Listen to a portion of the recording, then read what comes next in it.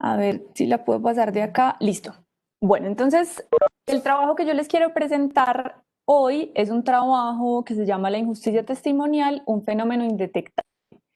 Entonces, bueno, no, en primer lugar, muchísimas gracias por la invitación y muchas gracias a Daniel y a Dubian, pues por todo este trabajo de organización.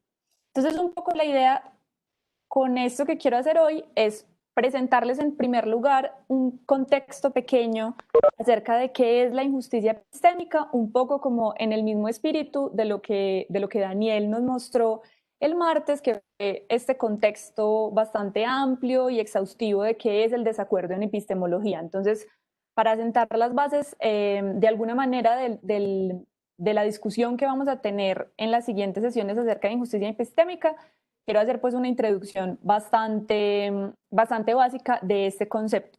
Para entonces sí hablar de qué es la injusticia testimonial, cuáles son los criterios de identificación y luego presentarles cuál es mi apuesta con este trabajo. Entonces mi apuesta con este trabajo es arrojar dudas acerca de la posibilidad de identificar casos puntuales de injusticia testimonial. Entonces les voy a contar un poco cuáles son esos criterios de identificación, cuáles son las razones que tengo para dudar de la posibilidad de encontrar estos tipos de injusticia. Y una de las principales consecuencias de esta apuesta que estoy haciendo es que tendríamos que revisar no solamente la propuesta descriptiva que hace Fricker acerca de las injusticias epistémicas, sino que también tendríamos que revisar su propuesta acerca de las virtudes correctivas, que son como esta suerte de solución que piensa ella para contrarrestar la injusticia testimonial. Entonces la idea es contarles un poco de qué se trata esta solución que propone Fricker y cuáles son como los dos grandes cuerpos de críticas que ha recibido.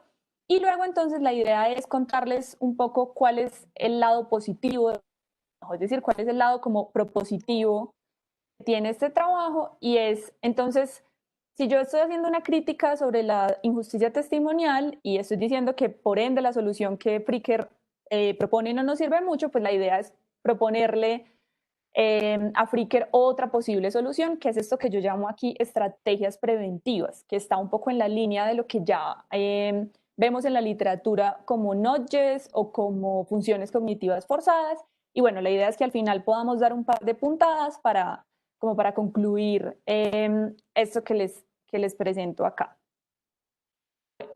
Entonces, en 2007, Miranda Fricker escribe un libro, pues o publica un libro que se llama Injusticia epistémica. Entonces, la idea de Fricker con este libro es delinear un tipo de injusticia en la cual se daña a alguien en su capacidad como conocedor. Entonces, aquí es importante hacer una precisión y es que cuando Fricker está pensando en el daño que se le hace a alguien en tanto conocedor, no está pensando en dañar a alguien en sus facultades perceptuales o en dañar a alguien en sus facultades de raciocinio, sino que lo que ella entiende por ese daño es excluir a alguien de la comunidad epistémica. Entonces, para Fricker, lo que es esencial o lo que define un agente epistémico es la capacidad de brindar información y de recibir información al interior de una comunidad. Aquí hay una precisión importante y es que, bueno, unos años más tarde, bueno, 10 años más tarde exactamente, David Cody le va a hacer una crítica a la injusticia epistémica y le va a decir a Fricker, mire, al lado de injusticia epistémica le hace falta un apellido y es injusticia epistémica discriminatoria, porque hay otro tipo de injusticias epistémicas que él va a llamar injusticias epistémicas distributivas, que tienen que ver con la distribución desigual de los recursos epistémicos. Entonces, la distribución desigual de universidades, bibliotecas, acceso a información. Entonces, pues digamos, para efectos de facilidad de la presentación lo dejo como injusticia epistémica, pero pues en efecto es una crítica que Fricker acoge alegremente y es que en efecto se está hablando de dinámicas de discriminación, de exclusión de personas de la comunidad epistémica. Entonces, Fricker identifica dos tipos principales de injusticia epistémica. El primero es la injusticia hermenéutica, el segundo es la injusticia testimonial. Entonces, la injusticia hermenéutica sucede cuando hay una brecha en los recursos interpretativos colectivos que le pide a un grupo social hacer sentido de sus experiencias. Esto suena terriblemente abstracto, pero el caso paradigmático de injusticia hermenéutica es el caso del proceso por el cual se acuñó el concepto de acoso sexual. Entonces, este concepto surge a mediados de los 70, surge en el 75 en la Universidad de Cornell, donde en el laboratorio de estudios nucleares trabajaba una mujer que se llamaba Carmita Wood. Entonces, Carmita Wood un día decide renunciar a su trabajo y ella va a acudir a un subsidio de desempleo. Cuando va a acudir al subsidio, le hacen llenar un formulario y en el formulario hay una pregunta, que es como la pregunta central para que le den el subsidio, y es, ¿cuáles son los motivos de su renuncia? Entonces, los motivos que ella da son razones personales.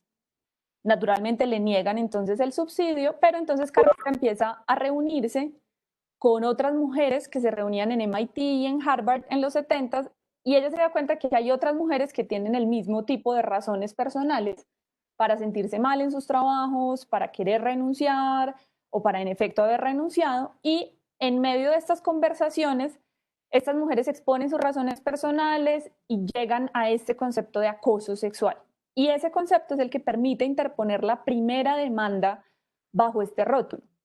Pues es una demanda que resulta terriblemente mal y el acosador sale ileso y hasta hoy es una persona bastante reconocida en el campo de la física, pero el punto importante aquí es que la posibilidad que tenían estas mujeres de hablar, de reunirse, de compartir experiencias, les permitió acuñar un término que tiene una relevancia tan importante como esta de interponer una demanda y de reclamar derechos. Entonces, esto que suena tan abstracto como esta brecha en los recursos interpretativos, tiene que ver con la posibilidad de escuchar experiencias de diferentes grupos sociales de modo tal que tengamos conceptos para entender toda clase de vivencias. Entonces, otro caso que también nos pone Fricker en su libro es el caso de la depresión postparto o del síndrome premenstrual o de otras patologías asociadas directamente con la histeria, por ejemplo.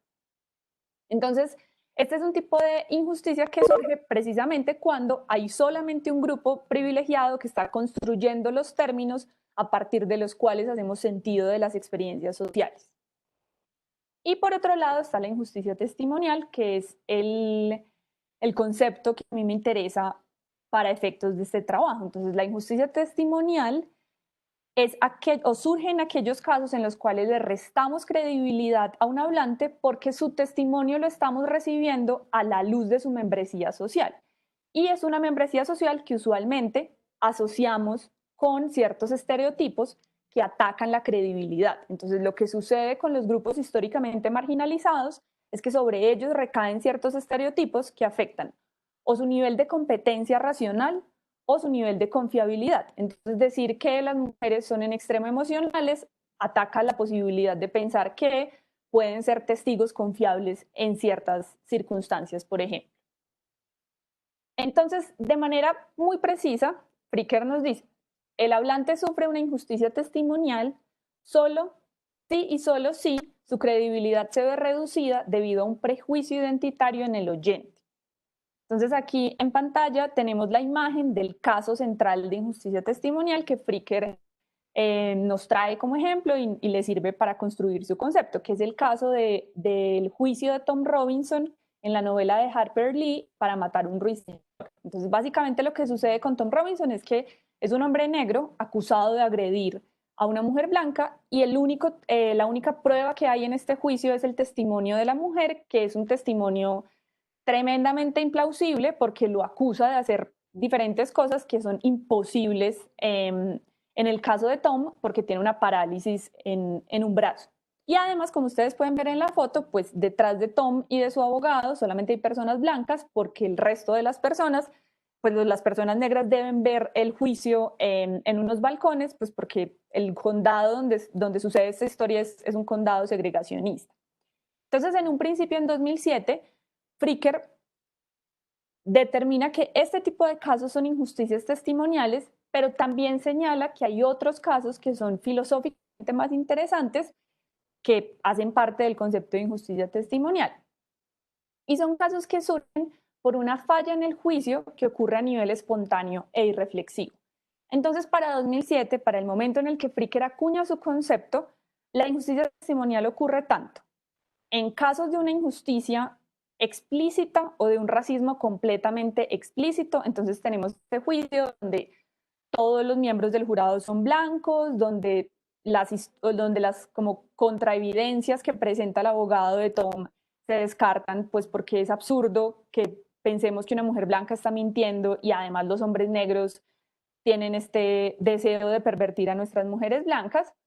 Pero además también es injusticia testimonial estos casos en los cuales ocurren déficits en la credibilidad en un intercambio testimonial, pero no sucede por una falla ética o por un prejuicio explícito de parte del oyente, sino más bien por una suerte de prejuicio implícito. Pero entonces, 10 años después, para hacer la introducción a este handbook sobre injusticia epistémica, Fricker nos dice, bueno, se han dicho muchas cosas sobre injusticia epistémica en estos 10 años, el concepto se ha empezado a utilizar en derecho, en psiquiatría, en medicina, en educación, pero entonces hace falta delimitar más estrechamente este concepto, porque el concepto se está confundiendo con el racismo estructural, se está confundiendo con el gaslighting. Entonces, para Fricker, en su declaración más reciente, la injusticia testimonial sucede en virtud de un juicio errado que es discriminatorio pero ingenuo. Entonces ella nos va a decir, estos casos que eran simplemente filosóficamente interesantes en un principio son el caso central de injusticia testimonial. Es decir, el caso de Tom Robinson es un caso de racismo explícito. Y pues, Fricker nos quiere mostrar y quiere delimitar un tipo de injusticia que pasa fácilmente desapercibida. Entonces, aquí aparece la pregunta que va a motivar mi trabajo y es, ¿cómo identificar instancias particulares de injusticia testimonial? Entonces, me voy a volver un segundo acá. Tenemos que, esta es la definición inicial del concepto. El hablante sufre una injusticia testimonial si y solo si su credibilidad se ve reducida debido a un prejuicio identitario en el oyente. Entonces sabemos que tiene que haber un prejuicio identitario y que ese prejuicio tiene que ser la causa del déficit en la credibilidad. Pero además, en 2017, Fricker nos va a decir, eso tiene que ocurrir de manera ingenua. Y por ingenua estoy entendiendo que no haya una apercepción consciente de parte del oyente al momento de restarle credibilidad al testimonio de alguien. Entonces, deben darse dos criterios para que yo pueda identificar un caso como injusticia testimonial, y es, debe existir un prejuicio identitario, eso lo veíamos en la primera definición, pero dada la nueva delimitación resulta que también debe ser implícito, y además ese prejuicio debe tener un rol causal en la recepción sesgada que un oyente hace de un testimonio. Entonces, en esa medida, el propósito de mi trabajo una cosa y ya me... es... El propósito de mi trabajo es poner en duda la posibilidad de identificar casos particulares en donde se cumplan las condiciones A y B, es decir, en donde haya un prejuicio implícito identitario y donde ese prejuicio cumpla el rol causal que le está adjudicando, y por ende, en los que sea posible saber si estamos frente a una instancia de injusticia testimonial. Entonces, aquí hay dos palabras en cursiva muy intencionalmente puestas, porque en un primer momento mi apuesta no es negar la injusticia testimonial. Mi apuesta es decir, miren, dada la definición que tenemos en este momento y dada la evidencia que tenemos disponible acerca de esto que podemos llamar prejuicios o sesgos implícitos, no tenemos cómo determinar que un caso es injusticia testimonial y que un caso no es injusticia testimonial. Pero además, yo estoy hablando de casos particulares, porque una posible pregunta que alguien podría hacer en este punto es, pues, o sea, mira, si vemos ahí un montón de evidencia estadística que nos muestre que hay grupos poblacionales completos que gozan de menos credibilidad en procesos laborales, en procesos de selección de becas, en procesos de asignación de créditos bancarios. Entonces, podríamos pensar que a un nivel estructural existe la injusticia testimonial. Yo me resistiría a llamar ese tipo de casos como injusticia testimonial, pero bueno, eso tal vez lo podríamos discutir más tarde.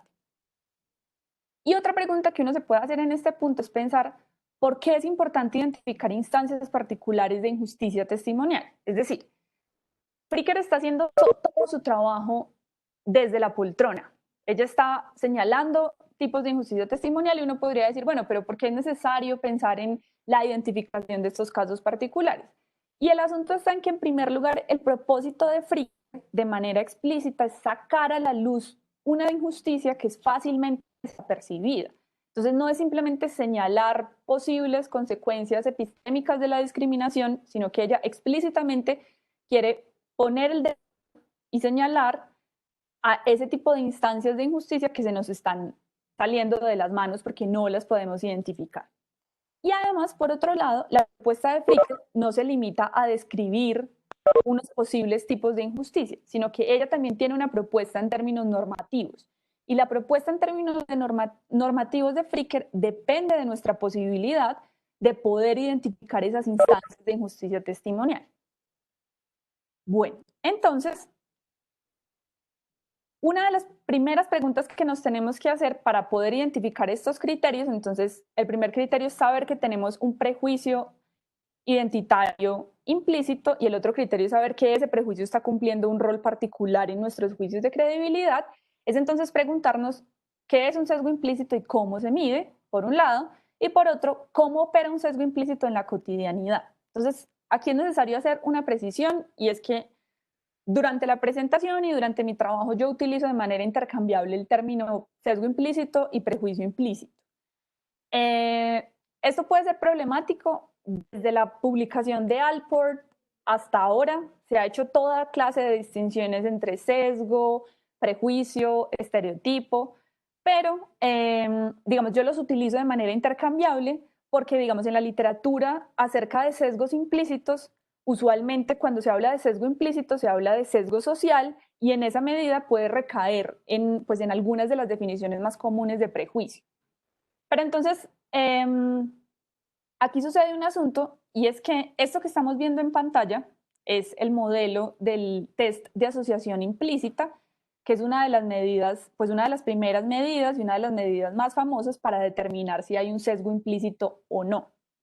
De hecho, este año se cumplen 25 años de las publicaciones fundacionales de esta tradición de estudios de cognición implícita, que es la publicación de Facio y otros que permitió el desarrollo del test de imprimación emocional y la publicación de Grewal y Banaji, que permite el diseño de este test que estamos viendo en pantalla. Entonces, a la primera pregunta de qué es un sesgo implícito y cómo se mide, lo que se intentó hacer hace 25 años y se ha venido refinando de diferentes maneras, es encontrar formas para medir este tipo de actitudes que son difíciles de medir a través de reportes explícitos. Entonces, lo que vemos en pantalla es este diseño del test que uno puede hacer, de hecho, en Internet fácilmente, y lo que este test hace es mostrarnos asociaciones estereotípicas y asociaciones contraestereotípicas. Entonces, una asociación estereotípica es la de hombre negro y malo, y una asociación contraestereotípica es la de hombre blanco y malo. Y lo que hace el test es medir velocidades de asociación. Entonces, con las velocidades, entonces en la medida en la que yo asocie más fácilmente o reconozca más fácilmente las asociaciones estereotípicas, pues el test me va a arrojar un nivel de sesgo particular. Pero entonces, con respecto a toda esta investigación acerca de sesgos implícitos, en 25 años han surgido diferentes debates. Y esos debates se han recogido, pues digamos, yo creo que se pueden recoger en estas dos preguntas fundamentales, y son las preguntas por el contenido mental de los sesgos y las preguntas por la relevancia ecológica de los sesgos. Entonces, las preguntas por el contenido mental tienen que ver con si esto que llamamos sesgos es una entidad mental, si estos sesgos tienen una estructura proposicional o tienen una estructura asociativa, si los sesgos son inconscientes o si no son inconscientes pero son automáticos. Y la pregunta por la relevancia ecológica lo que nos intenta mostrar es, bueno, tenemos estas mediciones implícitas, pero qué tan predictivas son o no de comportamientos discriminatorios en la vida cotidiana, por un lado, y por otro lado, también la pregunta por la relevancia ecológica tiene que ver con la pregunta por la atribución de los sesgos. Entonces, ¿a quién le podemos achacar el sesgo? ¿Al individuo? ¿Al policía que confunde un celular con un arma y le dispara a un hombre negro por la espalda, o le achacamos el sesgo a la estructura social o a la situación. Entonces, estas son las dos preguntas que van a abrir los debates acerca de qué es un sesgo implícito y cómo se mide. Pero entonces, aquí es donde empiezan a aparecer los problemas que van a poner a tambalear, pues, o que yo espero que pongan a tambalear los criterios de identificación de injusticia testimonial. Entonces, por un lado, con respecto a la pregunta de qué es un sesgo implícito y cómo se miden, hay varios problemas. Entonces, primero, hay una serie de problemas psicológicos en el IAT. Aquí hay un asunto y es que el IAT ha sido ampliamente desacreditado porque no replica, pero con IAT me refiero a la serie de mediciones implícitas. Entonces, el primer test que diseñaron hace 25 años, Greenwald y Banaji, pues tiene toda serie de problemas de diseño, pero de ahí antes se han hecho una serie bastante amplia de diferentes mediciones. Entonces, por IAT voy a entender como el grupo de mediciones de asociación implícita. Entonces, hay varios problemas con estos grupos de medición. Entonces, uno tiene que ver con una crítica que se le hace a casi todos los instrumentos de medición en psicología, y es que en realidad estos instrumentos lo que miden son comportamientos. Y de los comportamientos estamos deduciendo la existencia de un contenido mental particular. Entonces, es la crítica que se le puede hacer, por ejemplo, a los test de coeficiente intelectual. Y es, pues, realmente son test que miden, no sé, ciertas asociaciones en la memoria, ciertas velocidades de respuesta, y de ahí estamos deduciendo inteligencia. Lo mismo pasa con el IAT. El IAT propiamente mide velocidad de asociación. Y además es bastante difícil encontrar un algoritmo preciso que nos diga cuál es la velocidad de asociación que determina que usted está sesgado o que no está sesgado. Y con respecto a esto, entonces, por ejemplo, Mitchell y Tedlock dicen, miren, hay otro montón de hipótesis para interpretar los resultados de las mediciones implícitas, y son hipótesis que no se han puesto sobre la mesa con la misma fuerza. Entonces, una posible hipótesis es que el individuo le dé ansiedad la manera como está hecho el experimento, porque realmente usted tiene que responder a a las asociaciones que le están mostrando. Otra posibilidad es que el individuo sea muy consciente de que pertenece a cierto grupo poblacional, que es un hombre blanco que vive en los suburbios gringos y tiene miedo que lo categoricen como un racista, entonces eso afecta el resultado en el test. Y otra de las posibilidades es que el test simplemente nos esté mostrando una familiaridad con ciertas asociaciones estereotípicas en el ambiente. Entonces es simplemente el conocimiento de la existencia de un estereotipo sin que eso implique que el individuo tenga ningún compromiso afectivo o ninguna creencia particular acerca de un grupo poblacional.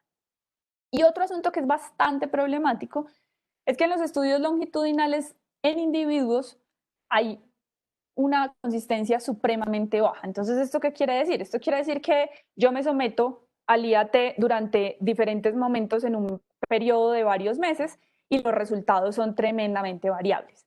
Entonces, no sabemos si esa variación nos está diciendo realmente que el problema es el estímulo puntual que me están dando en el experimento o la circunstancia en la que yo estoy. Entonces, este grupo de evidencia nos muestra que es bastante difícil, primero, saber qué estamos midiendo cuando estamos midiendo un sesgo implícito, y segundo, no sabemos si estamos midiendo un rasgo personal o una característica de las situaciones.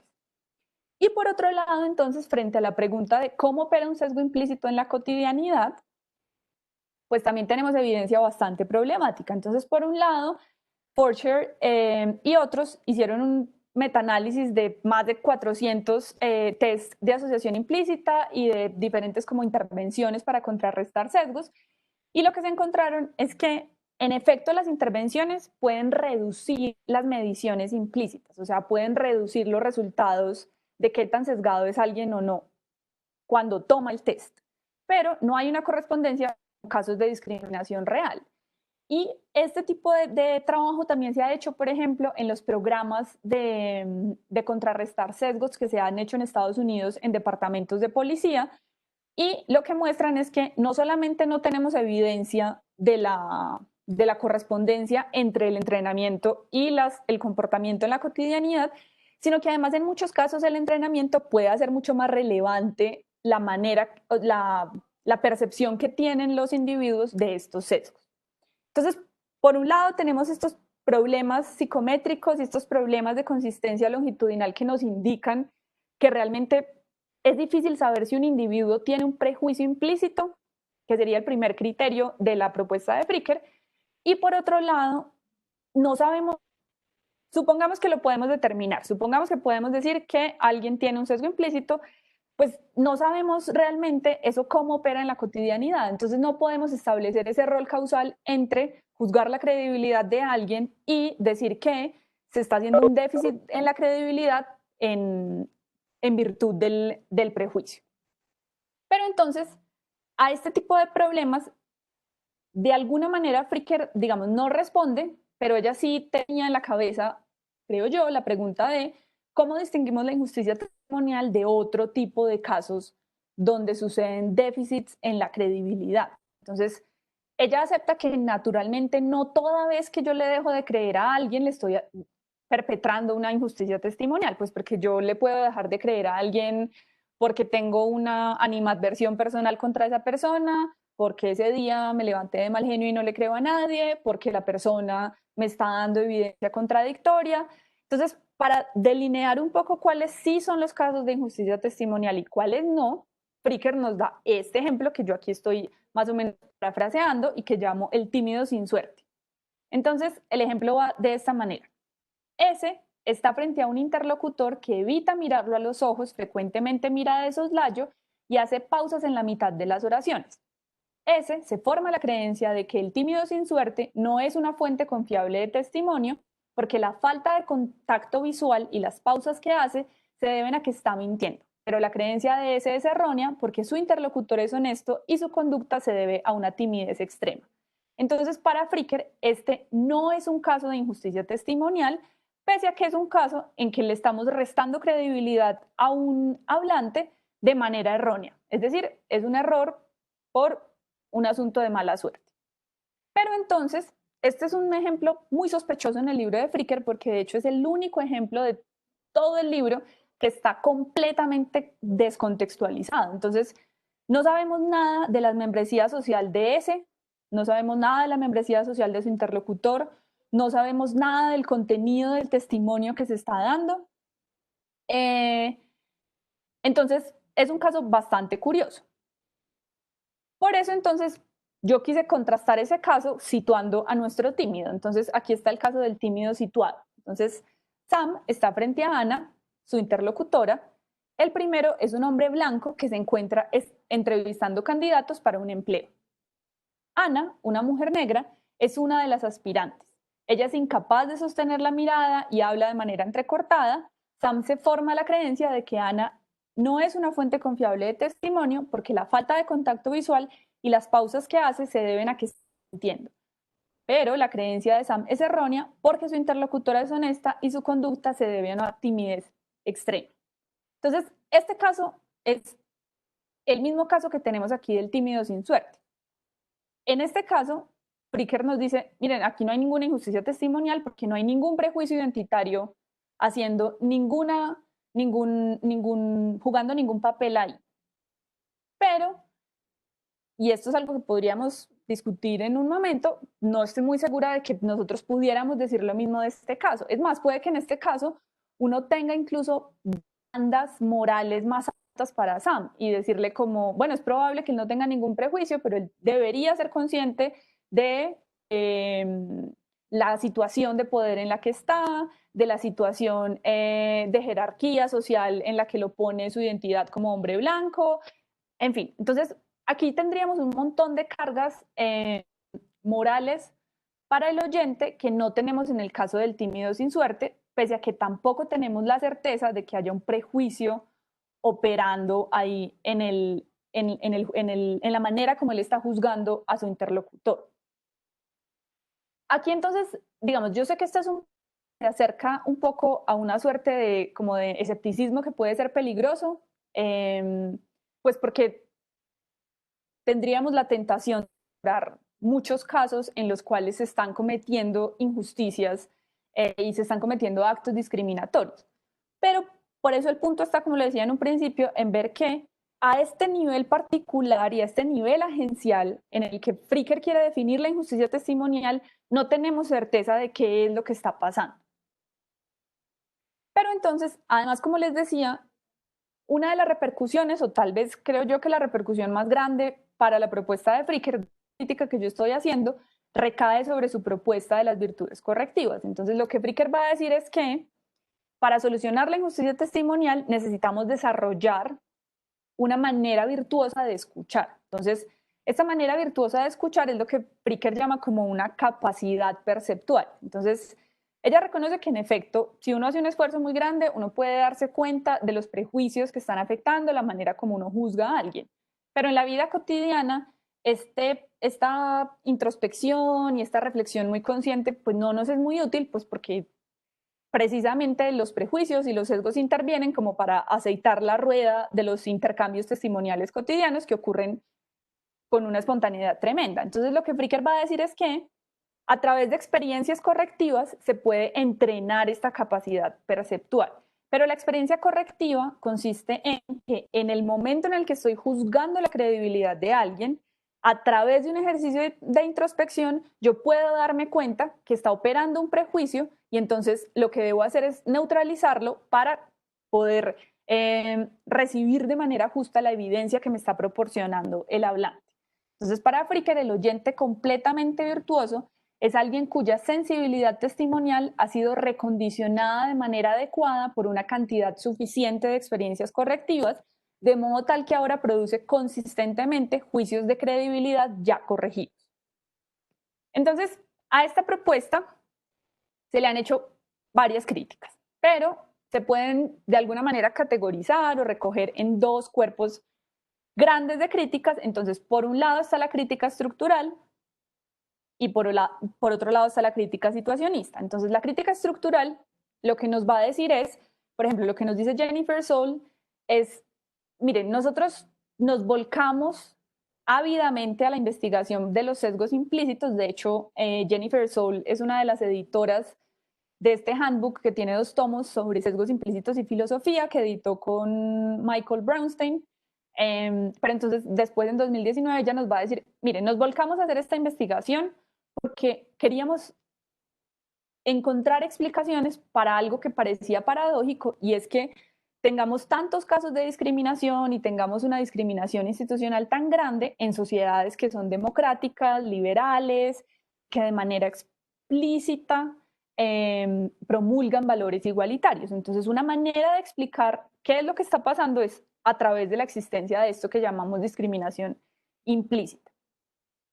Sin embargo, el asunto que nosotros estamos viendo ahora es que hay como un advenimiento de movimientos de ultraderecha que son bastante explícitos. Entonces, lo que Sol va a decir, a lo mejor en este momento deberíamos volcarnos a tratar de explicar cómo opera la discriminación explícita, cómo esta discriminación explícita se puede ver de manera institucional y cómo este es un problema estructural al cual deberíamos mirar. Entonces, un poco en esta misma línea, Alcoff, Dodson y Medina hablan más bien de este tipo de problemas, pero a un nivel estructural, no tanto al nivel agencial que Fricker nos quiere delimitar. Y por otro lado, entonces está la crítica situacionista. Entonces, la crítica situacionista va a atacar directamente esa capacidad de introspección que es necesaria para que se den las experiencias correctivas. Entonces, esta imagen que tenemos en pantalla, que es la imagen de la, iba a decir fábula, no, de la parábola del buen samaritano, es el experimento, es como uno de los experimentos fundacionales del situacionismo y uno de los experimentos, pues como que se ha intentado replicar de diferentes maneras. Entonces, básicamente en este experimento, lo que se hace es que cogen un grupo de seminaristas en Princeton y les dicen, miren, ustedes se tienen que registrar en el edificio A para dar una charla en el edificio B. Y cuando ellos están registrando, el tema de la charla es el buen samaritano, y cuando ellos están registrando, algunos les dicen, mire, usted va sobre el tiempo, o sea, corra porque va a llegar tarde a dar su conferencia. A otros les dicen, usted va justo a tiempo para que llegue con calma a su conferencia, y otros les dicen, bueno, usted va muy bien de tiempo, tiene unos 10 minutos para que llegue. Y en el trayecto entre el edificio A y el edificio B hay una persona tirada pidiendo ayuda. Y lo que sucede es que tendencialmente aquellos que iban con mucho afán no se detuvieron a ayudar a esta persona, y aquellos que iban con más tiempo se detuvieron a ayudar a la persona. Entonces, lo que buscan este tipo de experimentos es mostrar cómo cambiando ciertas cosas en el ambiente se puede llevar a las personas a actuar incluso en contra de sus rasgos de carácter más fuertes, como pueden ser la disposición a ayudar a los demás. Entonces, esto se ha hecho sobre todo como con casos de altruismo, por ejemplo, o como con rasgos que parecieran ser muy estables en las personas. Y este tipo de experimentos, entonces, nos van a mostrar que es bastante difícil alcanzar este grado de introspección que nos pide Fricker, porque en muchas circunstancias ni siquiera somos conscientes de las causas por las cuales estamos actuando. Por un lado está este problema, y por otro lado hay otros que señalan que los sesgos además tienen puntos, es decir, es más fácil identificar los sesgos en otras personas que identificar esos mismos sesgos en uno. Y otro tipo de evidencia que también respalda la crítica situacionista es la concordancia de esta tesis situacionista, o de esta tesis pues, que realmente habla de la manera como la estructura del ambiente influencia nuestras acciones, con los estudios longitudinales a nivel grupal. Entonces, Payne y Gavronsky hicieron hace 2 años, si no estoy mal, 2 o 3 años, pues como una serie de experimentos y estudios, y ellos sacaron esto que llaman el modelo del sesgo de las multitudes. Y es que resulta que, pese a que a nivel individual los resultados de los sesgos son bastante cambiantes, a nivel grupal sí son muy estables.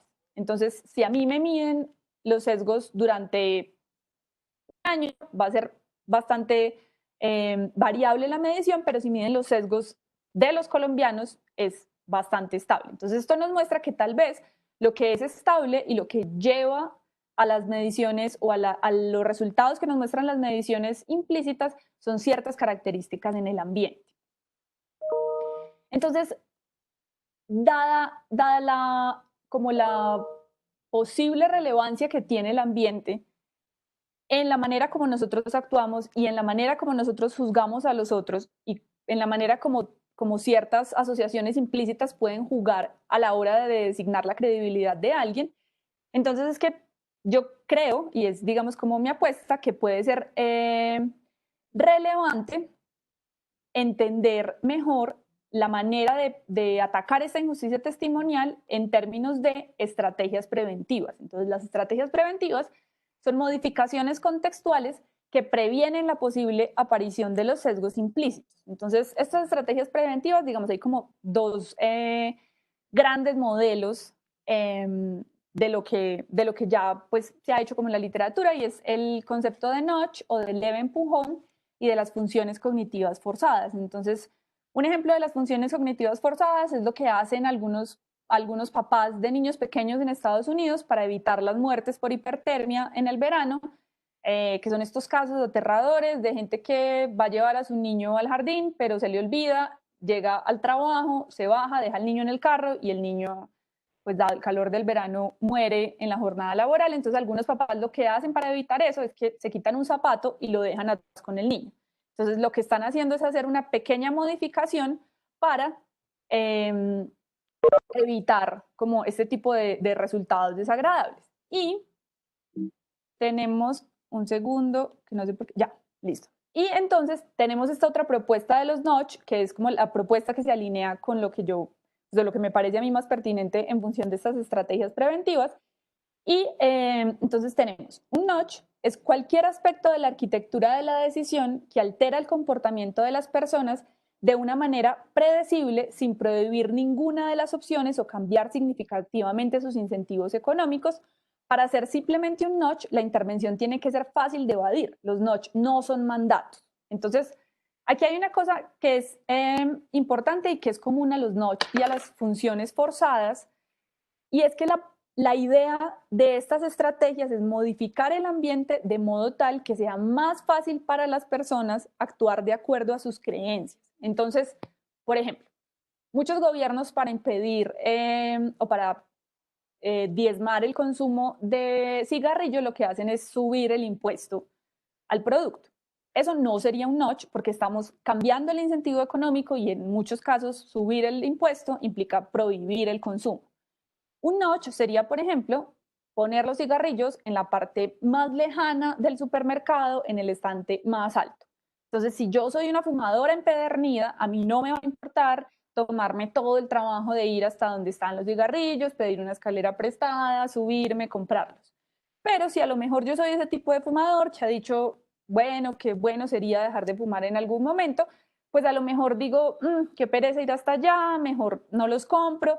Ese es el tipo de modificaciones, como de leves empujones, por eso la palabra notch y por eso la imagen del libro de Thaler y Sustein, elefante empujando al otro, es un pequeño empujón para que la gente exprese mejor sus creencias. Entonces, yo creo que este tipo de estrategias son una mejor solución a la posible existencia de la injusticia testimonial. Entonces recuerden, yo estoy diciendo, dada esta definición que nos da Fricker, no podemos identificar claramente que este es un caso de injusticia testimonial y este no. Entonces, dado que no tenemos eso y dado que además es bastante implausible que la gente en el momento mismo de estar juzgando a alguien sea consciente de sus sesgos y los corrija, pues entonces nos deberíamos adelantar. Entonces nos deberíamos adelantar y tratar de diseñar ambientes y tratar de diseñar protocolos de decisión en escenarios sensibles como procesos de selección laboral, procesos de asignación de recursos o de créditos bancarios, para que los posibles sesgos que intervengan no aparezcan y se puedan tomar decisiones más justas. Entonces, bueno, ya como terminando para que podamos discutir, hay como 3 grandes conclusiones a las que hasta ahora yo he llegado con este trabajo, y es que, pues, con esto que les acabo de decir, yo creo que es mucho más útil partir de nuestra susceptibilidad al vicio y no de nuestra propensión a la virtud. Entonces, nuevamente, susceptibilidad en este caso, en realidad lo que quiero indicar es, no quiere decir que nosotros todo el tiempo estemos pensando de la peor manera y todas las decisiones las vamos a tomar en virtud de un montón de sesgos, y por eso necesitamos intervenciones en todos nuestros ambientes en los cuales haya intercambios testimoniales, sino que reconocer que nosotros tenemos recursos cognitivos limitados. Además de tener recursos cognitivos limitados, somos bastante sensibles al ambiente de una manera que apenas estamos empezando a comprender. Entonces, pues es mejor pensar que estamos en peligro siempre de caer, y no que más bien que somos estos agentes tremendamente virtuosos con una capacidad de introspección que es como esta suerte de contorsión mental que nos permite ser conscientes de todo lo que estamos haciendo. Y por otro lado, entonces yo creo que atender a las necesidades específicas de cada contexto en el diseño de protocolos y ambientes que inhiban la intervención de sesgos implícitos nos pueden ayudar a contrarrestar los posibles efectos de la discriminación o de situaciones donde puede haber una injusticia testimonial. Esto además tiene que ver con el hecho de que yo no creo que exista, es decir, la idea de criticar estas experiencias correctivas o esta virtud correctiva de Fricker no es dar una solución absoluta a todo, sino que más bien deberíamos pensar en cuáles son los contextos sensibles, los contextos en los cuales se filtra la discriminación, y ver cómo los podemos diseñar para que en efecto podamos tener contextos y ambientes mucho más igualitarios. Y por otro lado, entonces, la última conclusión es ampliar la definición de injusticia testimonial para reconocer las raíces estructurales del problema. Entonces, nuevamente, una de las diferencias que Fricker marca entre la injusticia hermenéutica y la injusticia testimonial es que la injusticia hermenéutica es estructural, es un problema de los recursos interpretativos, mientras que la injusticia testimonial es un problema agencial, es un problema en el cual hay un individuo que tiene un sesgo que no le está permitiendo ver de manera justa la evidencia que presenta un hablante. Yo creo que esto, por ejemplo, por esto me refiero al trabajo, a esta apuesta que les presenté, la idea es un poco mostrar que hay unas raíces estructurales muy profundas de este problema, que es de hecho una discusión que está abierta de manera muy candente en este momento en Estados Unidos. De hecho, un par de semanas, si no estoy mal, después del asesinato de George Floyd, el Merriam-Webster decidió ajustar su definición de racismo. Entonces, ajustarla para hacer mucho más explícito el asunto sistemático y estructural de este tipo de problemas. Y pues aquí viene el cuento que les iba a echar hoy. Entonces, voy a dejar de compartir pantalla.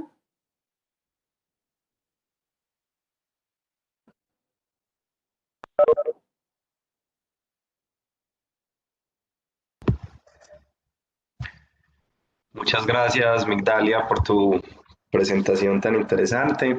Pasamos entonces al espacio de discusión. Pueden pedir la palabra por medio de nuestro chat general o pueden también utilizar la función de levantar la mano y se las vamos asignando. Teníamos una pregunta que Alma realizó por el chat. Si la quiere realizar ahora directamente a Migdalia, este es el momento. Alma. Ok, muchas gracias. Lo siento, no me siento muy cómoda hablando en público. Ok.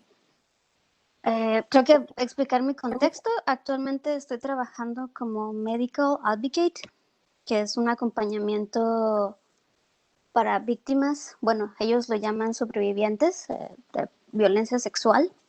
Y parte de nuestro entrenamiento es la escucha activa. Y bueno, nunca había escuchado de FreeCert.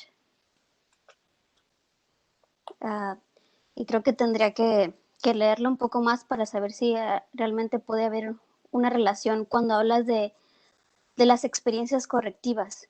Y creo que parte de la escucha activa y de nuestro entrenamiento tienes que escuchar al sobreviviente.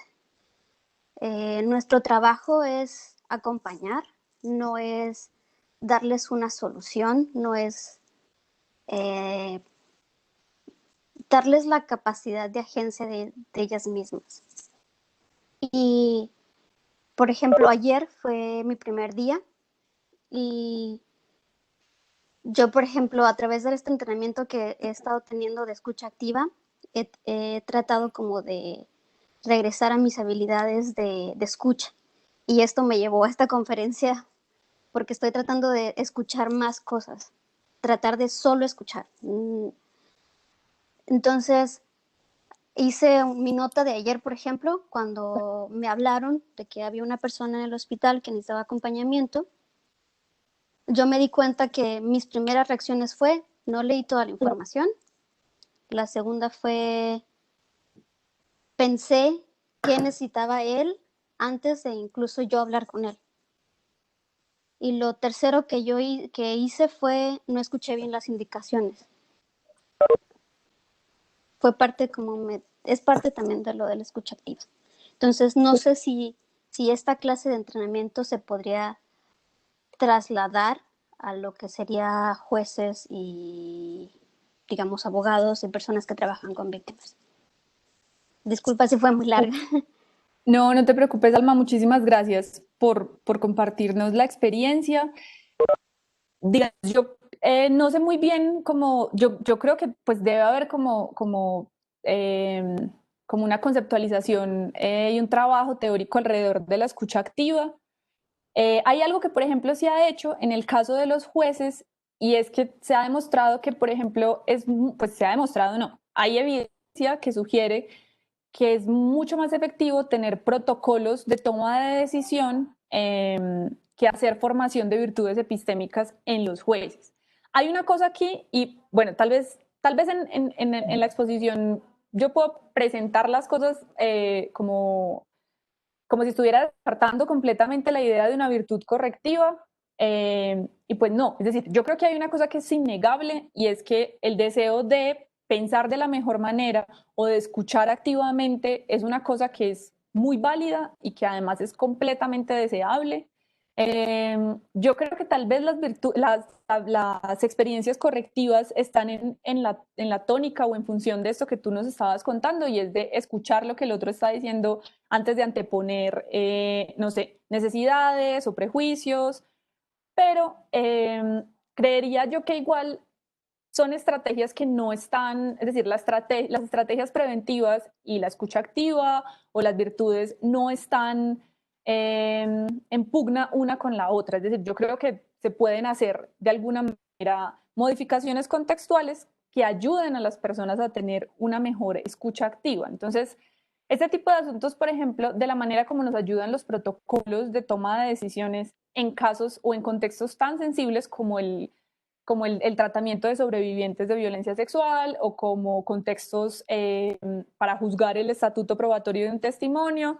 Son cosas, por ejemplo, que también se han intentado en la medicina. De hecho, hay un libro que se llama The Checklist Manifesto, no recuerdo de quién, bueno, no sé, no recuerdo exactamente el autor, pero entonces lo que nos narra es el caso de algunas unidades de emergencia en los cuales los enfermos estaban muriendo de infección y era que los médicos tomaban decisiones precipitadas sin dejar que las enfermeras siguieran el protocolo higiénico para poner un catéter o para hacer como diferentes cosas. Entonces, una vez hicieron este checklist de lo que los médicos debían hacer paso a paso, redujeron tremendamente las muertes por infección. Entonces yo creo que, nuevamente, por eso decía como en el caso de los Notch, la idea no es como diseñar un ambiente para que el ambiente manipule a las personas y así no tengamos que hacer ningún esfuerzo, sino más bien para que nuestros esfuerzos cognitivos estén redirigidos de una manera más efectiva.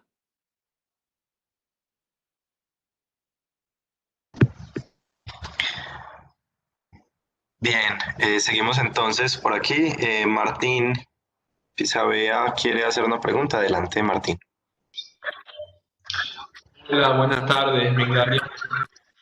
Yo te quería preguntar, en realidad me quedé pensando en lo de las limitaciones de la virtud correctiva, porque parece que apela a un oyente virtuoso dispuesto a reconocer sus sesgos cognitivos y a intentar por lo menos neutralizarlos. Y me preguntaba por el alcance de eso y pensaba en el ejemplo que vos diste de la política en el cual parece que se le enseña, por lo que entendí, a reconocer ciertos sesgos que tienen, sin embargo, eso no cambia su comportamiento en la vida cotidiana. Y me pregunto hasta qué punto estas personas, por ejemplo, los policías, consideran esto que otros pueden llamar sesgos, hasta qué punto lo consideran como sesgos, hasta qué punto no piensan que es un pensamiento justificado, tal vez viven en un barrio en el que hay una mayoría de negros y han tendido a hacer una asociación entre, por ejemplo, de piel negra y la delincuencia, que nosotros lo vemos como sesgada a la asociación, pero que opera de alguna manera en su estructura cognitiva. Entonces, ¿hasta qué punto es posible, digamos, modificar eso, más allá de mostrarles que externamente que están teniendo este tipo de asociaciones? ¿Hasta qué punto es posible cambiarlo si no hay un reconocimiento de que realmente es un sesgo, de que está afectando su comportamiento? Entonces, bueno, por ese lado iba mi pregunta.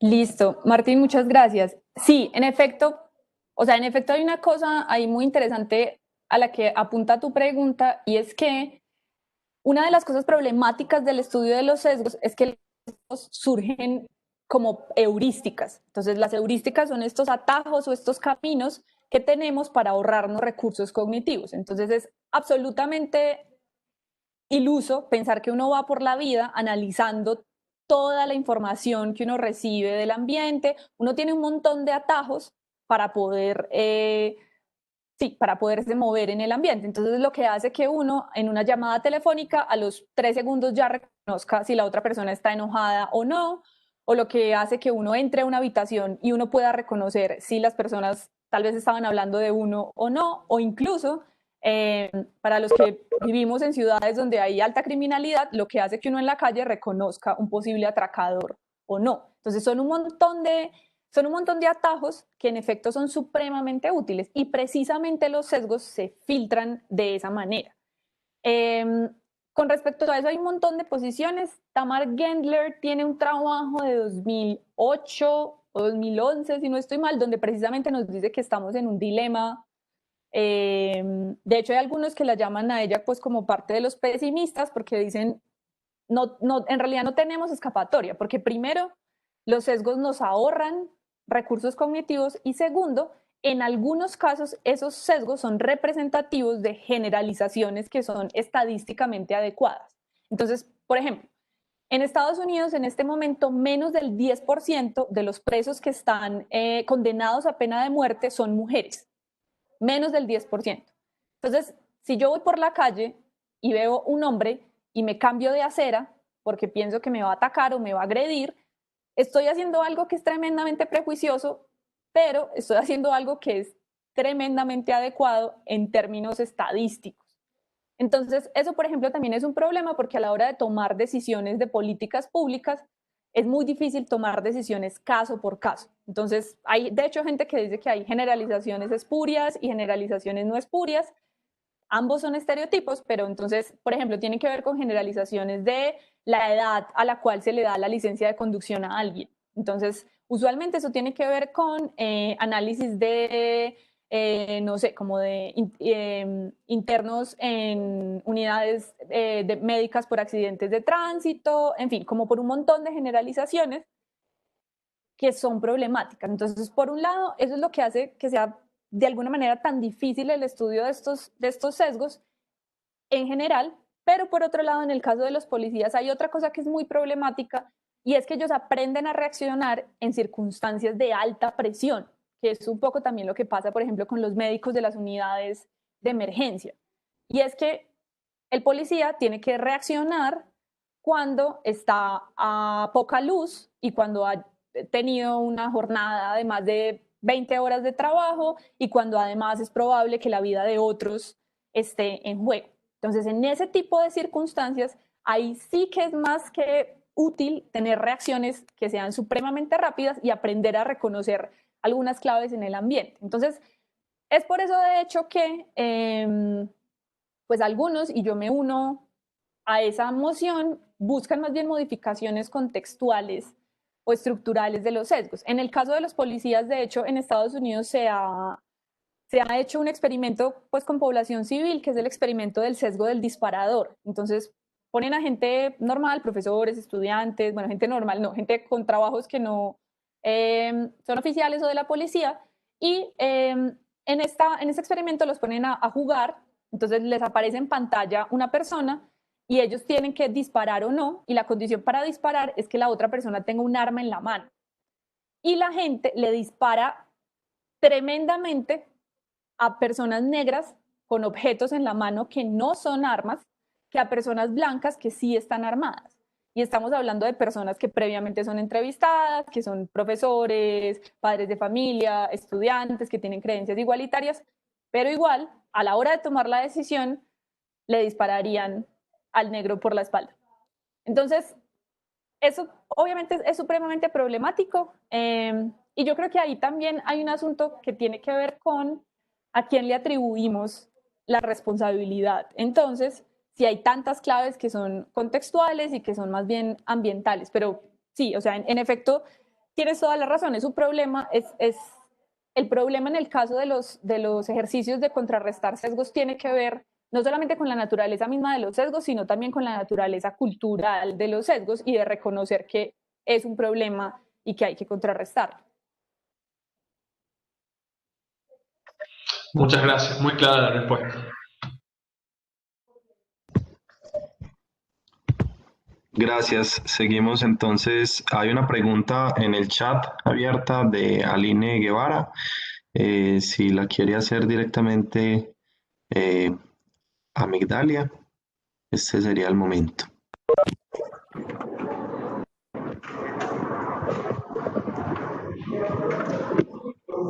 O si Migdalia la quiere responder leyéndola en el chat, también lo puede hacer. Entonces, ven, la voy a leer. Entonces dice, ¿es posible hablar de injusticia hermenéutica cuando es autoinfligida, cuando es la propia persona afectada la que no, perdón, cuando es la propia persona afectada la que la ejecuta sobre sí misma? ¿cómo se harían intervenciones como las que propone Migdalia? Bueno, no sé, o sea, digamos, aquí hay un asunto y es que no sé si cuando hablas de una injusticia hermenéutica autoinfligida es cuando alguien se niega a compartir sus experiencias. No sé si es eso a lo que te refieres aquí con la pregunta, Aline.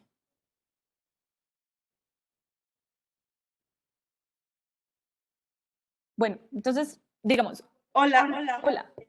Perdón, es que de pronto hay mucho ruido aquí, por eso no quería activar mi micrófono.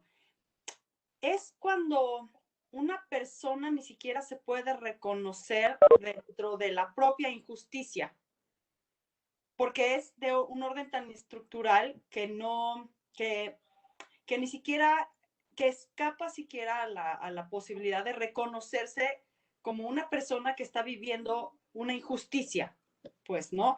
Y que por lo tanto incluso reacciona de esa manera. Si se me permite dar un ejemplo, por ejemplo, yo alguna vez estuve sentada, yo soy mexicana, y estaba comiendo con una persona, estaba comiendo en Trinidad y Tobago, donde ha habido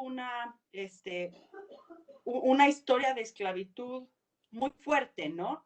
Entonces era muy extraño que yo como mexicana, que estamos muy acostumbrados a vernos a los ojos, estuviera siendo atendida. No verte a los ojos es un poco hasta como un insulto o que alguien te afecte y se siente insultado por ti, ¿no? Y entonces estaba yo siendo atendida por una mujer de color que no podía verme a los ojos, porque dado su entorno cultural, no podía ver a los ojos de quien, a los ojos de quien está sirviendo. Entonces, yo pude reconocerme en esa situación, pero también puedo reconocer que hay una injusticia de no poder ni siquiera ver esa mirada. Me viene este ejemplo por justo el ejemplo que da Miranda Fricker, que requería de un contexto de ese tipo, ¿no? Y en ese sentido, una persona que no puede ver a los ojos por todo su contexto cultural, ni siquiera puede reconocerse como, como viviente de una injusticia hermenéutica. O no se puede hablar entonces de justicia hermenéutica porque es incluso autoinfligida. A ella nadie le está obligando hoy a cerrar los ojos o a bajar la mirada, pues, ¿no? Esa es mi pregunta. Y entonces, ante una acción así, que por ejemplo a ella en un testimonio le podría afectar si tiene que dar un testimonio judicial o algo así, esa misma actitud que tiene mientras a mí me está sirviendo en un plato en una mesa, ¿cómo se harían intervenciones correctivas en ese sentido, ¿no? ¿Cómo podríamos trabajar con eso? Porque además a mí me pasa mucho en el sentido de la comunicación de la ciencia. La gente comete, se autoinflige injusticias hermenéuticas cada que se enfrenta a la comunidad científica, cuando ellos no lo son. ¿No? Cuando ellos no son científicos, bajan otra vez la mirada epistémica, digamos. Y pues esa es mi pregunta. Gracias. Muchas gracias por la presentación. Está interesantísima. Muchas gracias, Aline, por la pregunta. Bueno, digamos, yo creo que una de las cosas que mencioné durante la presentación, cuando decía que me interesaba pensar los criterios para identificar casos particulares, es que a mí me parece maravilloso el trabajo de Fricker y maravilloso el concepto que ella acuñó y el alcance que ha tenido, pero yo creo que varios años después de la publicación de su libro es necesario un poco como tener cuidado en la manera como aplicamos el concepto, porque esos conceptos que tienden a ser como que pretenden explicar absolutamente todo. Y yo creo que no todos los casos donde hay situaciones injustas o donde hay situaciones de opresión son casos de injusticia epistémica. Entonces, por ejemplo, digamos, yo creo que una cosa es la opresión internalizada y la opresión internalizada se puede manifestar en cosas como no denunciar agresiones o como mantener la mirada baja porque dada la persona que yo soy en este contexto no puedo alzar la mirada. Pero entonces, digamos, con la opresión internalizada hay cosas que son muy complejas y que yo creo que exceden los límites del concepto de Fricker. Y Hay, por ejemplo, sobre todo en el campo de la filosofía moral, hay gente que habla, por ejemplo, de preferencias adaptativas y de cómo hay cierto tipo de conductas y de preferencias que perpetúan dinámicas de opresión. El problema con este tipo de conceptos y con este asunto como de reconocer o de autoinfligirse opresión es que en muchos contextos podemos estar pecando de juzgar a las personas sin entender muy bien las razones por las cuales actúan de cierta manera. Entonces, aquí como un paréntesis con respecto a eso, entonces digamos, este caso de preferencias adaptativas lo ha estudiado, por ejemplo, Marta Nussbaum y Amartya Sen con mujeres en India, en el caso de mujeres que sufren altos grados de desnutrición porque ellas le dan mucha comida a sus esposos y muy poca comida a ellas mismas. Uno podría pensar, estos son casos de injusticia, estos son casos de maltrato, estos son casos en los que las mujeres no están reconociendo su valor, pero resulta que una vez en las entrevistas con estas mujeres, sale una cosa tan compleja como que parte de su cultura o parte de sus creencias religiosas es que ellas son semidioses y al ser semidioses necesitan menos alimento que sus pobres maridos que son simples mortales. Entonces, contrario a lo que uno podría pensar de este tipo de dinámicas de autoopresión, en las cuales uno lee que no hay valor y que no hay un reconocimiento de la dignidad, en realidad hay dinámicas mucho más complejas. En el caso de las mujeres que se estaban muriendo de desnutrición, es el caso de creer que son seres superiores a sus esposos.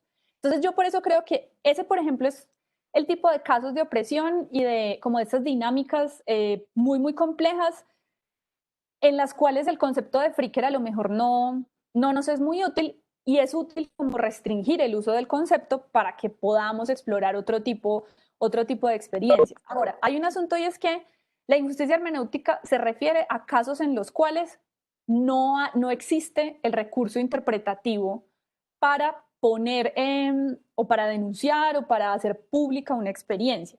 Eso no significa, por ejemplo, que si una mujer sufre de una agresión sexual y no lo denuncia, entonces está siendo víctima de injusticia hermenéutica. Es decir, o sea, la definición de la injusticia hermenéutica no obliga absolutamente a nadie a hacer públicas sus experiencias. Es más bien el hecho de que, dado el silenciamiento sistemático de ciertos grupos, en realidad no tenemos el vocabulario para hacer sentido de muchas realidades y en esa medida tenemos un problema. De hecho, por ejemplo, pues la gente que ha trabajado más en justicia hermenéutica lo que nos dice es que en el caso de acoso sexual de Carmita Wood en particular, que es este primer caso, tanto el perpetrador, tanto el acosador como ella son víctimas de injusticia hermenéutica. Es decir, ninguno de los dos tiene el concepto, aunque en el caso de la injusticia puntual perpetrada de acoso, sí hay un victimario y sí hay una víctima. Pero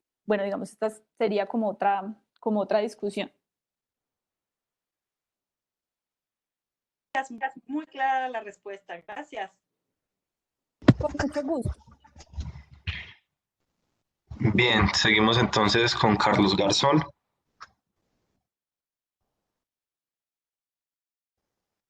Hola, gracias. ¿Me oyen? Sí, señor. Bueno, Mindalia, muchísimas gracias por tu charla. Tengo un comentario y una pregunta. Mi comentario tiene que ver con la crítica situacionista, en la que pues, se ataca, digamos, la capacidad de introspección, la capacidad que tenemos para poder hacer introspección y poder darnos cuenta, digamos, del tipo de sesgos que estamos aplicando en una circunstancia particular. Decías entonces que, de acuerdo con esta crítica, la idea es un poco que las características del ambiente son las que verdaderamente influyen muchas veces en la manera en la que asignamos este déficit de credibilidad a alguien. Y eso motivaba entonces la idea de que hubiesen estas estrategias preventivas como los nudges, ¿cierto? O los protocolos que mencionabas para inhibir justamente la intervención de esos sesgos implícitos. Mi comentario en ese sentido, si lo he recogido más o menos bien, es que quizás hace falta algo adicional ahí a la idea de que las características en el ambiente son las que influyen en la manera en que nosotros usamos, bueno, usamos no la palabra, pero sí como que activamos ciertos sesgos implícitos, y es un poco la idea de, puedo hacer uso, digamos, del ejemplo que utilizaste del buen samaritano, el experimento este. Y es la necesidad de incluir quizás dentro de esa crítica la idea del propósito agencial o del propósito de los agentes, porque ciertamente los propósitos agenciales son sensibles al tiempo, en el sentido en que hay propósitos que deben ser solucionados de manera inmediata, otros que son o deben ser solucionados o son susceptibles de ser solucionados a mediano plazo, y otros que son solucionables a largo plazo. Entonces, en el ejemplo, por ejemplo, en el ejemplo del buen samaritano, teníamos justamente ese carácter de sensibilidad al tiempo, ¿no? En el que uno va de afán y pues no, por más que vaya a una conferencia del buen samaritano, pues no puede ser un buen samaritano porque es, pues bueno, el contexto le da. Pero el que no va de afán, pues de pronto sí puede tener la posibilidad, pues el propósito es un poco diferente, es más a mediano plazo, y puede pararse y detenerse a pensar, ¿cierto? Y a ejecutar, digamos, alguna de sus virtudes epistémicas, digamos, en ese sentido de reflexionar si debe o no debe actuar o qué hacer, y hacer como un cálculo un poco más detenido. Esto quiere decir que quizás en los propósitos de largo plazo, si tenemos un agente virtuoso, pues no es necesario el uso de los nudges, ¿no? O de estos protocolos de inhibición de la intervención de sesgos. Porque puede ser que alguien se haya entrenado lo suficiente, ¿cierto?, para poder identificarlos. Y creo que un poco el punto de Fricker va en esa dirección, y es que si no somos virtuosos, incluso si estamos, como dices tú, susceptibles hacia el vicio, debemos entrenarnos para alcanzar este tipo de sensibilidad hacia el testimonio y, bueno, y demás tipo de cosas, ¿no? Eso que llaman ahora, bueno, ahora no, eso es desde mucho antes, tenemos que realizar un poco este tipo de actividad que llaman como el active bystander, como la observación activa, o ser un testificador activo, ¿cierto? Y es una capacidad que se entrene, que finalmente uno podrá desarrollar, de modo tal que incluso si uno tiene algo así como propósitos de carácter completamente inmediato y es un agente virtuoso que se ha entrenado lo suficiente, quizás pueda reconocer, ¿cierto?, los sesgos que están operando, y eso depende finalmente como de la habilidad del sujeto. Bueno, ese era un comentario. Y pues, por supuesto, quisiera saber qué piensas de eso. Y en segundo lugar, la pregunta va en esta dirección, y es si es cierto, como intuitivamente parece ser, lo que estamos seres susceptibles hacia el vicio y que necesitamos como estos empujones, estos nudges o estas modificaciones ambientales para que podamos inhibir de alguna manera la intervención de estos sesgos. ¿Dónde queda bajo esa propuesta algo tan importante como la responsabilidad de la gente? Porque virtud y responsabilidad, y eso es una propuesta, digamos, esto es profundamente aristotélico en la propuesta de Fricker, virtud está completamente ligada a la idea de que la gente sea enteramente responsable de sus acciones. Entonces, si le ponemos un conjunto de características en el ambiente que lo motiven o lleven a él a darse cuenta o a inhibir esos sesgos, quizás estamos un poco aplicando una estrategia, me funciona muy bien lo del elefante, empujando al elefantico, como paternalista, ¿no? En el que es que el sujeto no puede, entonces ayudémosle, porque es que el sujeto es un sujeto susceptible al vicio, entonces más bien modifiquemos el ambiente para que él no lo haga, ¿cierto? En lugar de enseñarle a ser virtuoso por sí mismo. Bueno, esas eran mis preguntas. Muchas gracias. Además. Bueno, Carlos, muchísimas gracias por el comentario y la pregunta. Bueno, creo que voy a empezar por la pregunta. Sí, digamos, en efecto, esta es una de las críticas más álgidas a la propuesta de los nudges, y es que ellos abiertamente dicen: nosotros somos una propuesta, pues nosotros, Staller y Sustained, están haciendo una propuesta desde el paternalismo liberal.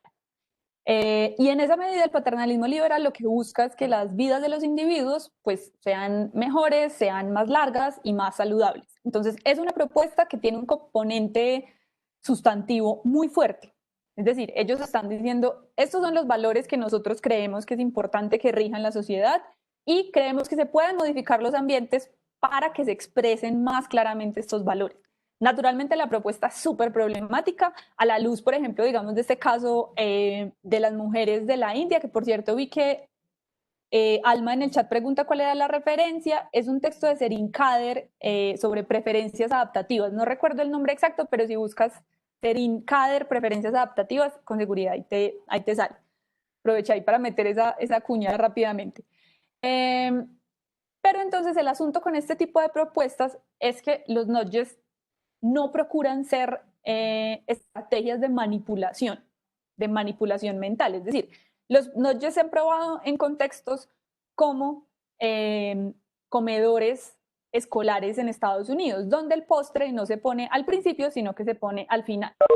Entonces, eso hace que muchas veces a los niños les dé pereza ir por el postre, pero a otros no les importa y van hasta atrás por el postre. Entonces, lo que se buscan es hacer diseños de ambientes que procuren la expresión de nuestros valores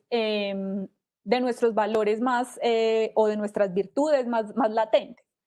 Entonces, en esta medida, yo no creo que la estrategia de los nudges vaya en contra del desarrollo de las virtudes. Creo que, en efecto, tienes razón y Fricke reconoce que el concepto de virtud es más bien un ideal regulador.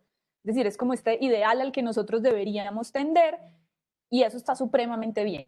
Y, de hecho, por ejemplo, en contextos en los cuales hay unos propósitos muy específicos o hay como unos requerimientos epistémicos muy altos, en el caso de un juez juzgando la credibilidad de un testigo, ahí naturalmente nosotros esperamos unos ciertos rasgos de carácter muy particulares en estas personas y eso está bien, pero un poco en el ejercicio, en la vida cotidiana y dada la facilidad con la que nosotros confiamos en nuestros propios sesgos y dada esta manera como tan compleja que es de tener la percepción del propio sesgo, el diseño de los ambientes nos puede ayudar un poco a la construcción de las virtudes. Yo creo un poco que, digamos, la manera como a mí me gusta verlo es, bueno, finalmente hay esta asociación griega entre la formación del carácter y la formación corporal, y para la formación corporal ellos utilizaban gimnasios.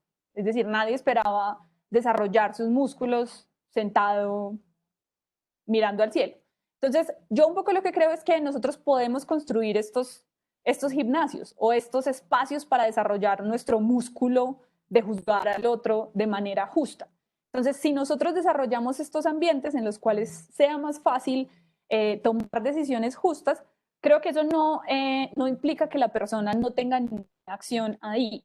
Hay una cosa que sí es compleja en esto que señalas y es en el asunto de la responsabilidad, que se discute, por ejemplo, en estos casos supremamente dramáticos del policía que le dispara a la persona negra, o sí, como de estas personas que toman decisiones que realmente pueden acabar con la vida de alguien, y es sobre quién recae la responsabilidad. Yo creería que la responsabilidad individual y la responsabilidad institucional no tienen por qué estar en pugna. Naturalmente esto tal vez sea fácil de reconciliar a nivel conceptual, pero a nivel jurídico puede ser bastante difícil, pues porque finalmente cuando nosotros hablamos de responsabilidad para estos casos, hablamos en términos de demanda de justificaciones o de demanda de explicaciones o incluso de asignación de castigos. De hecho, por eso si uno ve las noticias sobre como todos estos casos de violencia policial en Estados Unidos, ellos hablan en términos de accountability, o sea, de quién nos va a dar la explicación por esto que pasó o a quién le vamos a achacar este caso de violencia. Y ahí es donde la situación se pone muy compleja, pues porque naturalmente no queremos como dejar completamente libre de responsabilidad al individuo, pero tampoco queremos dejar de reconocer que este individuo es producto de una serie de opresiones y de discriminación sistemática que afecta de diferentes maneras a diferentes individuos. Entonces, no sé si más o menos te respondí alguna cosa. Muchas gracias, Alex. De pronto quedó por saber o conocer tu opinión sobre la idea de la intervención de los propósitos y la sensibilidad temporal de los propósitos para justamente la digamos, inhibición o más bien la identificación más bien de los Sí, los- es cierto, sí. Hay una cosa ahí, por ejemplo, que es lo que a mí me parece bonito de este tipo de experimentos de altruismo, como el del samaritano, y es que se supone que están midiendo la manera como la gente utiliza un rasgo tan fuerte como el altruismo o como el deseo de ayudar a otros. Entonces, la modificación contextual fue muy chiquita, es decir, es llegar tarde a una conferencia. No es la modificación contextual de salga corriendo porque su mamá está en el hospital y se va a morir ya y se tiene que despedir de ella ya. Es una modificación muy pequeña. Y entonces es como un poco lo que es curioso es que incluso, o sea, lo que es curioso o lo que es bonito de esta propuesta es que, pues a mí me parece bonito poner en duda la estabilidad de ciertos rasgos de carácter y lo sensible que somos realmente al ambiente. De hecho, por ejemplo, uno de los libros como clave en esta literatura situacionista es el libro de John Doris, que se llama Falta de carácter. Entonces, él lo que está diciendo es, incluso todos estos rasgos de bondad, de ser una persona prudente, son tremendamente inestables. Lo que es estable son las situaciones. Y la verdad es que para la mayoría de nosotros, pues todos vivimos en contextos que son muy estables. Uno se levanta usualmente en la misma ciudad, en el mismo país, va al mismo trabajo, se rodea más o menos de las mismas personas. Y eso es lo que permite que uno vaya construyendo una noción estable de su propio carácter. Pero tal vez quiebre en esa cotidianidad nos termine revelando, pues, quién sabe qué cosas de nosotros mismos. Entonces yo creo que en ese sentido, a mí me gusta esta idea del propósito agencial, pero entonces es curioso que ese propósito agencial, tan chiquito como puede ser, no sé, llegar a tiempo a una charla, pueda hacer que un rasgo de carácter tan robusto como el altruismo de repente cambie con una facilidad alarmante. Muchísimas gracias, Migdalia. Listo. Muy bien, seguimos entonces con Laura Mesa. Gracias, ¿me escuchas? Sí, sí te escucho. Voy a darte mi cara para que podamos conversar. Dalia, muchas gracias. Yo de verdad creo que hay varias cosas que tu presentación devela y de verdad me parece muy interesante. Creo que me tengo que tomar más tiempo para pensarlo, entonces quizás lo que te diga no está tan procesado.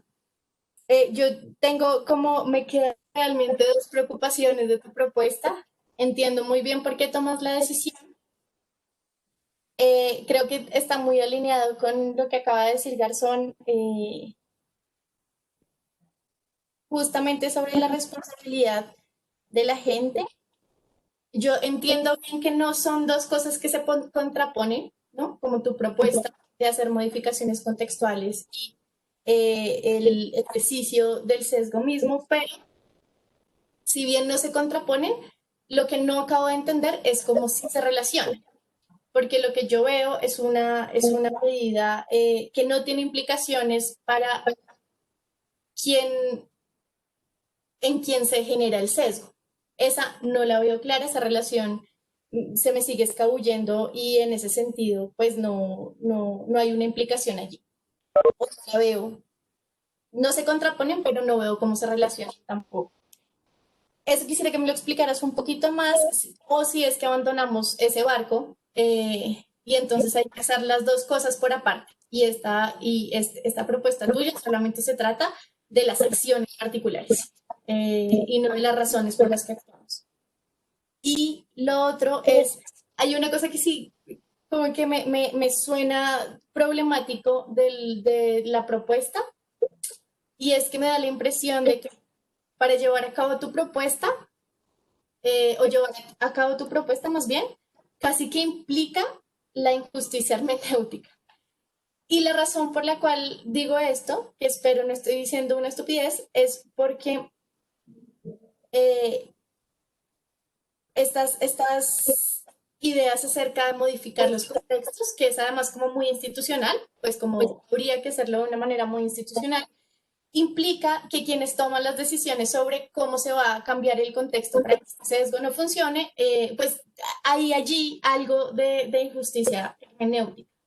Entonces, no sé cómo lo hayas pensado y es algo que me angustia de la propuesta, como que uno caería en una injusticia por salvar a otra y quisiera que me contaras un poquito más de eso.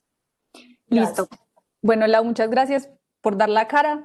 Voy por la segunda pregunta. Sí, digamos, yo creo que está muy lejos de ser una estupidez. En efecto, es una preocupación grande con respecto a los nudges y a las funciones cognitivas forzadas y en general a esto que llaman como arquitectura de la decisión, y es que alguien tiene que establecer los protocolos. Pues alguien puede ser una persona o un grupo pues como de personas, y tal vez eso puede ser un espacio para injusticia hermenéutica, es decir, tal vez en el diseño de los protocolos se deje por fuera ciertas perspectivas que son importantes. Entonces, digamos, un primer peligro que puede haber en ese diseño de los protocolos es que se quiera eliminar, y eso de hecho se hace ahora en muchos procesos laborales, eliminar cualquier dato demográfico de los candidatos, pues para tomar decisiones solo en función de las habilidades del candidato. Esto es problemático a la luz, o sea, hay otras personas que dicen, bueno, pero esto afecta el ejercicio de lo que llaman acciones afirmativas, que es contrarrestar como dinámicas como de históricas de discriminación. Es decir, por ejemplo, en este proceso de selección laboral tenemos que contratar 5 candidatos, de los cuales 3 tienen que ser mujeres. Entonces, en ese caso, necesitamos un proceso en el cual podamos identificar los candidatos que son mujeres o los candidatos que son estudiantes de primera generación o que son de estrato 1, 2 y 3. Entonces, digamos, en el diseño de los ambientes y en borrar cualquier tipo de información que nos despierte un sesgo, podemos estar afectando también el ejercicio de acciones afirmativas o de acciones que contrarresten las dinámicas de discriminación. Sí, digamos, yo creo que hay un peligro ahí, y es que en el diseño de estos espacios se excluya la experiencia de otro tipo de personas. Digamos, yo creo que pues este es como la colita final del trabajo, en el que yo sugiero tímidamente que lo mejor son estas estrategias preventivas, pero sí, en efecto, digamos, por ejemplo, o sea, si yo quisiera como seguir trabajando en función de cómo pensar estas estrategias preventivas, ahí hay un problema en términos políticos gigantes, que es este que tú acabas de señalar, y es cómo hacemos para que el diseño de los protocolos nos reflejen los valores sociales que queremos, y por valores sociales que vamos a quién vamos a incluir en esta discusión. Yo creo que sí, o sea, yo creo que ese es un problema bastante grande para las estrategias preventivas. Con respecto a la primera pregunta, Lau, creo que olvidé esto que me estabas diciendo. Las dos cosas que ves que se contraponen son, ¿qué? Creo que era lo mismo que estaba apuntando Garzón, y es un poco que no se contraponen las modificaciones contextuales con eh, con el llegar a una virtud particular, con la construcción del sesgo, como cognitiva del sesgo, pues. Sí, digamos, yo creo que no se contraponen en la medida en que hay algo que es innegable en la propuesta de Fricker, y es que está muy bien querer ser la mejor persona posible, o está muy bien querer juzgar las cosas de la mejor manera posible. Y además tener un espacio o tener un ambiente que nos permita hacer ese tipo de juicios con mayor facilidad, pues es aún más beneficioso. Entonces, no sé, por ejemplo, yo puedo ser un profesor que tiene un sesgo en contra de las mujeres, y puede que yo me haga consciente de eso y entonces procure atender especialmente a mis estudiantes mujeres para no afectarlas, pero además puedo hacer algo, y es como pedirles que sus exámenes los entreguen sin nombre. Y así me estoy ahorrando, digamos, en términos cognitivos, el esfuerzo de activamente tener que pensar en que estoy calificando a una mujer, y yo creo que todas las mujeres son emocionales y que todas las mujeres me quieren engañar. Entonces estoy ahorrando esos recursos cognitivos a través de estas estrategias contextuales. Hay un asunto que nuevamente sigue en tensión en términos de responsabilidad. Fricker, por ejemplo, también lo reconoce. Ella en 2016 tiene un trabajo acerca de la culpabilidad por sesgos implícitos, y ella lo que va a decir es, Miren, la culpabilidad que uno puede tener por un sesgo implícito es como la culpabilidad que tiene la persona que reversando el carro mata al niño que estaba jugando a escondidas en el parqueadero. Y es, pues sí, lo mataste, sí fuiste tú, pero pues no lo hiciste, es decir, no lo hiciste de manera intencional. Entonces, pues digamos, un poco ya hace esta analogía bastante dramática con los sesgos implícitos, pues porque están ahí en el ambiente. Entonces hay ciertas asociaciones que son históricas y que vienen por dinámicas de discriminación que son sistemáticas y que terminan apareciendo en uno. Entonces sí, o sea, como que hay una suerte de culpabilidad o de malestar moral que uno debe sentir por los sesgos implícitos, reconociendo que además el problema es compartido, es decir, que también viene de una, como de una raíz estructural muy grande. Gracias, Migdalia. Muy bien, seguimos entonces con Juan David. Gracias. Migdalia, muchas gracias por tu exposición, fue muy completa y muy clara. Está claro que ya respondiste en parte a la pregunta que voy a hacer porque está en la misma línea de las que formularon Carlos y Laura. Sin embargo, la formulo porque pues, creo que de todos modos es un poco más concreta. A ver, la propuesta de virtud ética de Fricker, que es digamos la que está en controversia acá en este punto, y precisamente por su carácter aristotélico, pues me parece muy importante por una razón puntual. Y es que Fricker señala en su libro que también puede haber una disfunción de la práctica testimonial por la vía del exceso de credibilidad. No sé si recuerdas esa parte. Entonces, eso es algo que pues a mí, digamos, viendo hacia la ligera, porque no conozco muy bien, digamos, todo el detalle de lo que tú estás proponiendo, me temo que es algo a lo que puede conducir esta estrategia de los nudgets. Pues ya advierto que estoy pensando sobre todo en casos de testimonios de víctimas, en donde, digamos, excluir detalles sistemáticamente de su narración, como aquellos que tienen que ver con el contexto socioeconómico, la orientación sexual o incluso si su condición es de mujer o de hombre, sobre todo sistemáticamente, es algo pues que no me parece nada recomendable. Entonces, cuando nos hablabas acerca de las ventajas del notch, ¿cierto? Como modelo para contrarrestar la justicia testimonial, ocasionada por el déficit prejuicioso de credibilidad de un hablante, ponías el caso de los cigarrillos. Y a mí me parece que el caso de los cigarrillos es un ejemplo muy claro de cómo intervenir un comportamiento que se considera problemático, pero es un caso que no tiene nada que ver con el contexto del intercambio testimonial entre un hablante y un oyente. Entonces, pues mi pregunta inicial era si nos podía regalar algunos ejemplos más precisos de qué tipo de notch pueden ayudar a intervenir prejuicios identitarios que operen en caso concreto de la práctica testimonial. Pero pues tú ya la acabaste de mencionar a Laura de las entrevistas laborales, ¿cierto? Pero entonces la reformulo un poco y es como para situarlo en el contexto de las víctimas, en donde, pues te repito, creo que esto de excluir algunos detalles como que podrían funcionar en el contexto de una entrevista no es como muy recomendable. Y lo segundo es si nos pues, puedes decir si piensas que acaso podrían o no este tipo de estrategias acabar redundando efectivamente en una disfunción testimonial, pero por la vía del exceso de credibilidad. Y listo, muchas gracias. Listo, Juan David, muchas gracias por las preguntas. Sí, en efecto, Fricker reconoce que puede haber una injusticia testimonial, es decir, puede haber una disfunción testimonial tanto por exceso como por credibilidad.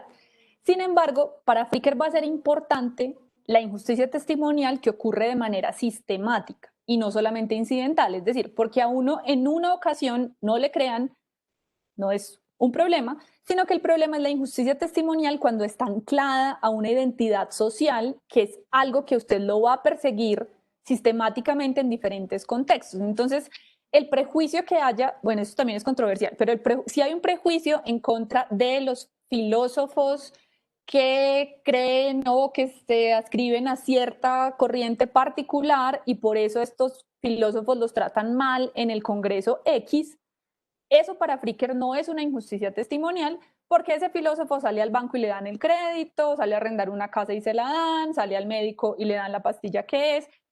Nuevamente, esto es controversial, pero pues es lo que Fricker determina como injusticia testimonial. Mientras que el caso del hombre negro, al cual no le creen en su trabajo y no le dan el crédito y no le arriendan el apartamento y lo detiene la policía, ese es un caso en el cual todos sus intercambios testimoniales, a la luz de lo que nos dice Fricker, están atravesados por su identidad social. Y en esa medida, para Fricker, el exceso de credibilidad no lleva en un detrimento sistemático de la vida de alguien. Esto, por ejemplo, es una cosa que ataca directamente Jennifer Lackey.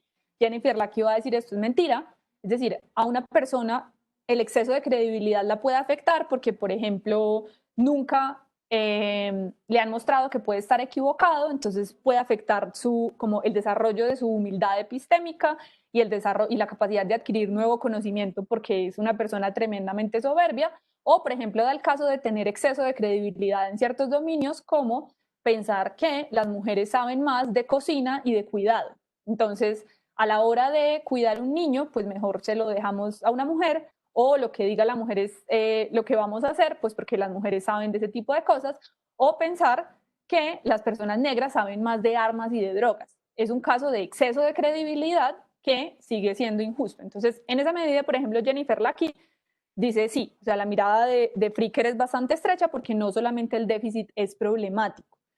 El caso, por ejemplo, de víctimas es súper interesante y súper complicado. Hay un debate en la epistemología jurídica que está abierto y es la tensión que existe entre el estatuto probatorio de la víctima de agresión sexual y la presunción de inocencia de alguien que es acusado. Entonces, por ley, cuando a uno lo acusan de algo, hay una presunción de inocencia y es por eso que se tiene que probar que esa persona cometió el delito X. En el caso de violencia sexual y sobre todo de acoso sexual es muy complejo porque en muchos casos la única evidencia que tenemos es el testimonio de la persona agredida.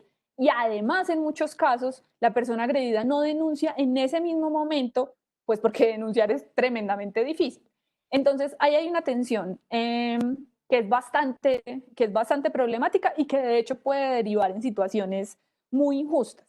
El tipo de estrategias preventivas, pues sí, en efecto tienen que ver como con las entrevistas laborales. De hecho, por ejemplo, hay empresas de programación, hay empresas, por ejemplo, Microsoft tiene un sistema de contratación de programadores en el cual los programadores pasan por diferentes entrevistas. Las personas que realizan las entrevistas tienen que llenar un informe y en el informe no pueden usar pronombres personales ni tampoco pueden hacer alusión a las credenciales académicas de la persona, pues, o del candidato. Y esta información, sin pronombres personales y sin datos demográficos, llega a un comité y el comité es el que decide y resultan decidiendo cualquier cantidad de personas sin tener que preferir a la persona que se graduó de Harvard o a la persona que es de la India o a la mujer colombiana. Entonces, esta es como una posible estrategia. En el caso, por ejemplo, de ese tipo de estrategias, yo, por ejemplo, no vería eso como podría derivar en un exceso de credibilidad. Yo creo que más bien el problema de esas estrategias está del lado de lo que le estaba diciendo a Laura sobre el problema para diseñar acciones afirmativas. Y es, si yo digo, yo voy a contratar un profesor de filosofía y para eso quiero que me entreguen un ensayo de 5 páginas y no quiero ver ningún tipo de credencial ni de dato demográfico de los candidatos, es probable que a mí me impresionen más los ensayos de la persona que tiene un pregrado, una maestría, un doctorado, un postdoctorado, que se graduó de Harvard, que trabajó 3 años en Princeton. Todo ese montón de formación es probable que yo la vea en estas 5 páginas y que tal vez esté dejando por fuera personas que no han tenido oportunidades educativas tan amplias, pero que pueden tener un gran potencial, por ejemplo. Entonces, yo creo que este tipo de estrategias tiene más bien ese peligro, o sea, a veces sí necesitamos la información demográfica para poder priorizar a población que ha sido históricamente marginalizada. Entonces sí, como que en esa medida creo que no, pues yo no veo por el momento como el peligro de que estas estrategias deriven en un exceso de credibilidad. Y sí, este asunto del exceso de credibilidad es un problema en esa tensión entre el caso de las víctimas y de las víctimas sobre todo de agresión sexual y la presunción de inocencia que se le debe conceder a la persona acusada. Muchas gracias. Con gusto. Muchas gracias. Ahí hay una discusión interesante en el chat para los que quieran mirar. Y no sé, Migdalia, ¿qué te parece si aprovechamos estos minuticos para una pregunta más Sí, de Oscar? Oscar Piedrahíta, Sí, es una bienvenido pregunta, y adelante. es una pregunta corta. Gracias, Migdalia. Supongo que usted ya ha pensado sobre esto, pero una vez uno le siembra escepticismo al concepto de justicia epistémica en los casos particulares, entonces, ¿cuál sería la justificación que una víctima tendría para culpar a otro? O sea, porque su solución parece salvar el concepto en el caso estructural, institucional, ¿cierto? Pero en el caso individual, si yo cometo una injusticia epistémica, nadie podría acusarme, porque en principio no se puede saber en un caso particular cuándo hay injusticia epistémica. ¿No es esa una consecuencia del escepticismo que usted sembró sobre el concepto en casos particulares? bueno, yo creería que, a ver, vamos a ver si entendí bien el asunto. Digamos, el asunto es que la injusticia epistémica aparece cuando uno no le otorga la credibilidad justa a una persona. Entonces, no significa que en tanto mujer o en tanto negro o en tanto persona de bajos recursos o en tanto cualquier otro tipo de estereotipo social, a mí me tengan que creer siempre. Lo que sucede es que, dada la evidencia que yo estoy presentando, y esto, por ejemplo, es un problema grande que si alguien tiene sugerencias en términos de bibliografía o de cómo abordarlo, y es cuál es el grado justo de credibilidad que merece alguien. Porque ahí es donde aparece la injusticia testimonial. Entonces, el asunto es que si yo estoy presentando una evidencia frente a la cual se me debería otorgar un cierto grado de credibilidad y no lo tengo, ahí es probable que aparezca una injusticia testimonial. El asunto como de acusar o no en términos de la víctima, digamos, como que no sé exactamente en qué contextos,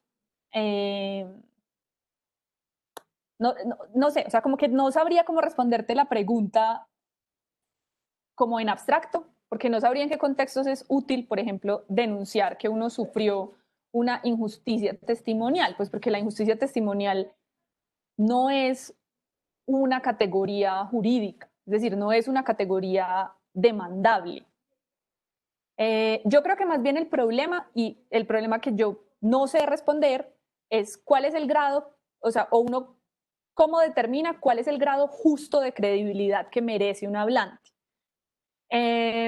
Porque además lo otro es que yo estoy arrojando escepticismo sobre los casos de injusticia testimonial que delimita Fricker, que son casos en los cuales se le resta credibilidad a un hablante por un prejuicio que es implícito.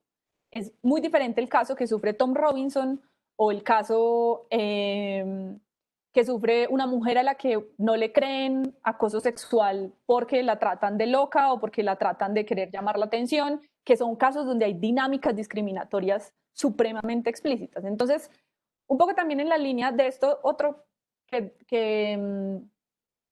le respondía a Line, si no estoy mal, es que yo no creo que todos los casos en los cuales hay una situación injusta o hay un descrédito injusto del otro son casos de injusticia testimonial. Pueden ser casos de sexismo explícito.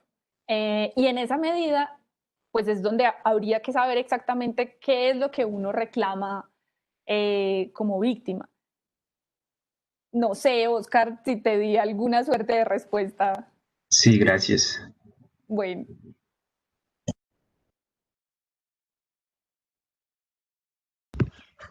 Muy bien, muchas gracias. Si no hay más preguntas, bueno, creo que se nos está acabando el tiempo.